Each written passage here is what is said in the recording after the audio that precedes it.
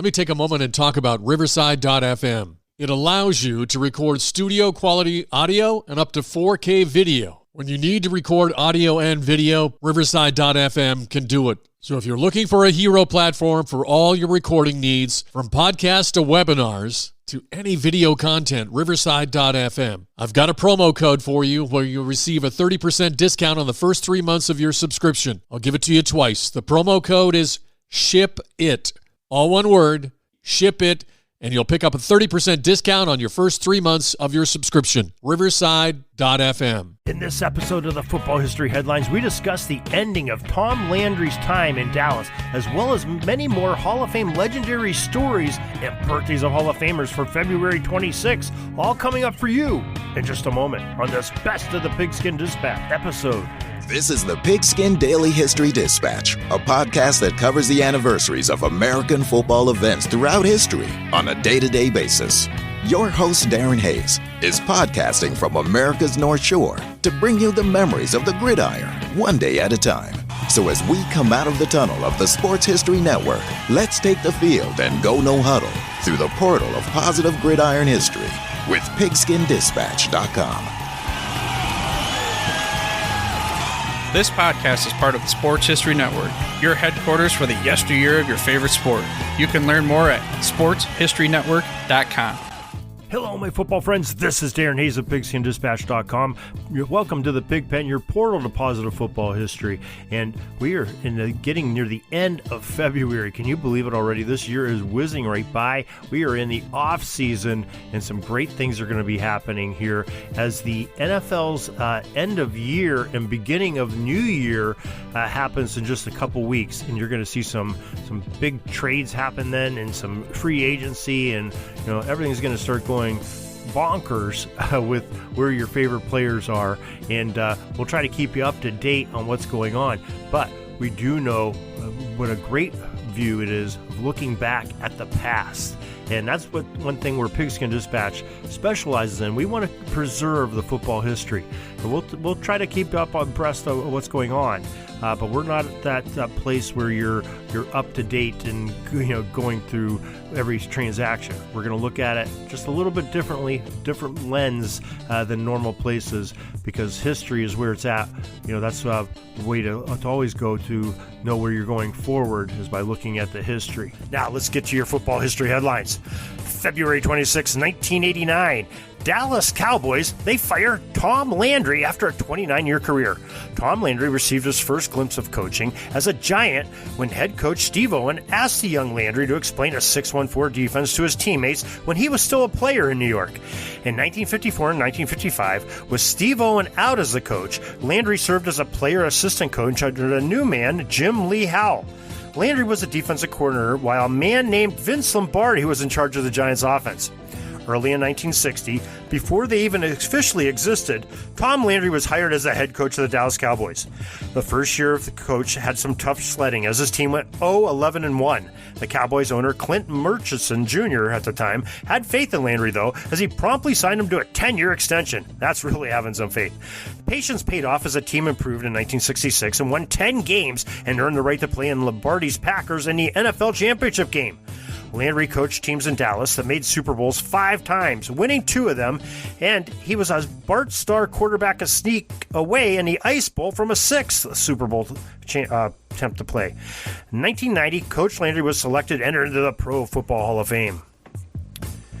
February 26, 1991, the World League of American Football opens up training camps just days after the league's first draft had completed. We just talked about that the other day. They ended the draft and just a day or two later opened up camp. Wow, not much time for a rest in there. Now let's take a break away from the football history headlines for a second and hear from one of my awesome partners in the Sports History Network. Hi, this is John Gidley. Join me each Friday for a trip into the football attic, where I'll delve into forgotten but noteworthy stories of the National Football League. You're bound to learn something new or have your memory jogged each week. That's every Friday, only on the Sports History Network and wherever podcasts are available. make sure you listen to John Gidley's podcast. It is a good one. He's taken a little hiatus because he just got a new job working with the New York Giants on Sports Illustrated, I believe, covering the Giants. So great opportunity for him. He will be back, though, he promises. He will do some more podcasts for us, too, and probably give you some great insight on what his new job is, and we can't wait for that. Before we continue on, though, I want to have you a spoiler alert for tomorrow's podcast, the February 27th podcast. We have a special guest coming in to talk about a little Chicago Cardinals football history, a big event that happened on the February 27th anniversary. And with that, we have our resident Chicago Cardinals expert, Joe Zimba, is going to join us on the podcast, and we're excited about that. He's going to talk a little Chicago Cardinals football, tell us about some of his books and his podcast, and we're in for a real treat tomorrow, so make sure you check that out. But before we get to that, let's cover our February 26 birthdays of Hall of Famers. And on this date, 1886, Blue Ball, Pennsylvania, the two-way end fullback from the University of Pennsylvania from 1904 through 1908, Bill Hollenbach was born. This man was a tough player. This was an extremely evident when after he completed a full 60-minute game and got checked out in the locker room, he was found to have a leg fracture, dislocations of both shoulders, shin splints, and hip bruises per the footballfoundation.org website bio on him. Hollenbach started and finished his collegiate playing career on a national championship team, as Penn won the national title in both 1904 and 1908. Bill started in every game during the 1906, 07, and 08 campaigns, and he earned the coveted All-American status in both 1906 and 1908. He did not play in 1905 for some unknown reason. Hollenbach was the head coach at Penn State, Missouri, Syracuse, and Penn Military Academy, and then he left the dark side and joined the football officials. No, I'm just kidding. I'm not kidding about him being a football official, but coaches are good people. I'm just saying that to joke around with some of my coaching friends. As you know, I was a football official. Bill Hollenbach was the inaugural College Football Hall of Fame inductee in 1951. February 26, 1914, Cleveland, Ohio, the stud center from Ohio State University from 1933 through 1935. Gomer Jones celebrated his day of birth. The 1935 season was a culmination of all the learning and hard work Gomer had put in his earlier years, as he became the team's captain, the team's most valuable player, and he was selected as an All-American per the NFF that year. The College Football Hall of Fame welcomed the football legacy of Gomer Jones into its museum in 1978. Jones coached a handful of schools and nurtured 16 All-American linemen in his time teaching football. Wow, that's a great accomplishment there, too. February 26, 1930, Elyria, Ohio. The slick halfback from the Ohio State Buckeyes from 1949 to 1951, Vic Jankowitz arrived into this world. The Football Foundation website delivers a story that Vic is one of the best all-around football players to ever put on pads. As a sophomore defender in 1949, Vic became the hero of the 1950 Rose Bowl as he picked off 2 passes, ran one back 41 yards, and helped Ohio State beat California 17-14. The next year, the coaching staff had Jankowitz play on both sides of the ball. Vic's athleticism was on full display from the tailback position of a single wing formation. When he passed, he ran, punted, blocked, and place kicked. His highlight game was 1950 was against Pitt, where Jankowitz threw 4 touchdown passes and a 41-7 victory over the Panthers. That's not where his exploits stopped, though. He booted a 90-yard punt against Minnesota. Imagine that. Scored 46 points against Iowa, and he went on to become a unanimous All-American and even won the Heisman Trophy. The National Football Foundation voters selected Vic Jankowitz for induction into the College Football Hall of Fame in 1976. Vic played a few years of Major League Baseball with the Pittsburgh Pirates, and then a couple seasons in the NFL with Washington. A car accident, though, ended his promising pro career in both sports. We lost probably some great legends and more great exploits to the NFL because of that. February 26, 1973, New Orleans, Louisiana. Marshall Faulk, the talented running back for San Diego State University from 1991 through 1993, was born. What can you say about this player? Well, for starters, the footballfoundation.org tells us that he was a first-team All-American in all 3 seasons that he played college football. Amazing feat. Faulk became the first freshman in history to lead the nation in both scoring with 140 points and rushing with 158.8 yards per game in 1991. Imagine that. He was a finalist for the Heisman 3 times. The NFF Selection Committee called the name of Marshall Faulk in 2017 for entrance into the College Football Hall of Fame. Marshall was the number 2 pick in the NFL draft of 1994, and he played 12 seasons in the NFL, split between the Indianapolis Colts and the St. Louis Rams. For his career, he amassed 12,279 yards rushing and added another 6,874 yards receiving on 767 passes that were caught. Falk scored 136 touchdowns and was the league MVP in the year 2000. Marshall was the first player in history to earn over 2,000 yards in total offense in 4 consecutive seasons. The Pro Football Hall of Fame in Canton, Ohio seized the opportunity to put Marshall Falk into a gold jacket in 2011.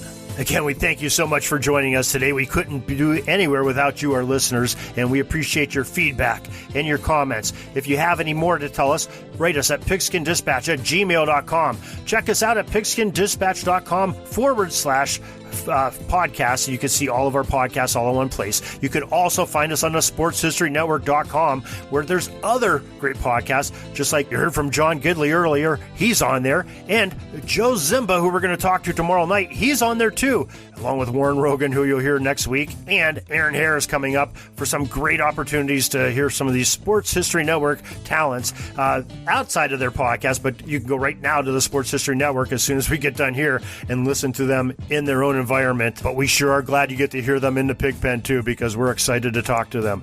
So until tomorrow, everybody, have a great gridiron day. That's all the football history we have today, folks. Join us back tomorrow for more of your football history.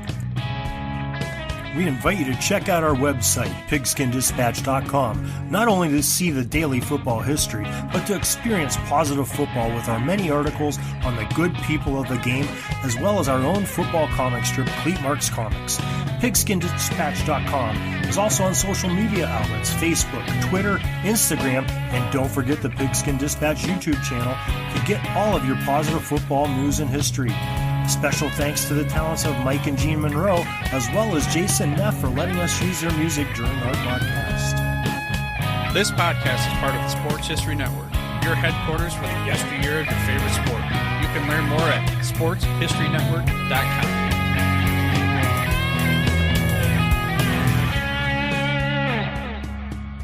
Are you having a hard time figuring out what to get Dad for Father's Day? You should check out Row 1 Brand's Vintage Pictorum Gallery. They have America's best sports art.